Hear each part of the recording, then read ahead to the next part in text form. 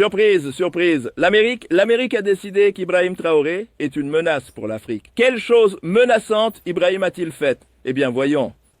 Il a créé des emplois en Afrique. Pas bien. Il a rendu les soins de santé gratuits en Afrique. Pas bien. Oh, qu'est-ce que c'est? Il a augmenté leur PIB. Pas bien. Il a fait baisser le taux de mortalité infantile. Pas bien. Ce type a montré que tous les autres présidents en Afrique sont simplement méchants. Ce type a maintenant mis ça pays sur la carte et pendant ce temps, il y a eu 18 tentatives recensées d'attentats contre sa vie. Je me demande par qui. Eh bien maintenant, nous savons parce que la même semaine, nous avons eu des rumeurs qu'une personne à la mélanine déficiente a été attrapée en train de tenter de soudoyer son garde du corps avec 11 millions de dollars, prétendument, n'est-ce pas? C'est la rumeur. Et son garde du corps était en fait un type solide parce qu'au lieu de prendre le argent, il a piégé cet homme non-africain, a fait en sorte que toute l'armée se retourne contre lui et il y a des vidéos de certains non-africains ou non-indigènes du continent africain se faisant arrêter au Burkina Faso, ce qui est un schéma que nous avons souvent vu. Nous avons eu une situation similaire. Je pense que c'était un Français qui a été pris en train de livrer des armes à Boko Haram. Et souvent, des étrangers francophones lui les influencent. Vous voyez, je vous dis toujours, je n'aime pas les Français. Si vous venez de France, je ne vous aime pas. Regardez chaque pays qui a été dirigé par la France ou la Belgique. Regardez l'état dans lequel il se trouve. Regardez le Congo, regardez le Rwanda. Regardez ce qui se passe. Dès qu'un pays africain s'en sort bien, des problèmes surgissent. Quand la Somalie s'est stabilisée pendant environ une semaine, elle a été bombardée par certaines puissances européennes et tout à coup, elle est de nouveau dans le désarroi. Le Nigeria a nettoyé son dette. Peu de temps après, que se passe-t-il? Boko Haram revient avec vengeance armée d'armes fournies par les Américains. Maintenant, nous avons la même situation au Burkina Faso. Ce type fait de grandes choses, stabilise le pays, arrête l'exploitation minière illégale des matières premières, hors de son pays vers l'Europe. Tout d'un coup, nous avons des militants de l'État islamique entrant au Burkina Faso, essayant de le tuer. Voyons, je ne suis peut-être pas né de la dernière pluie, mais je me suis levé très tôt ce matin.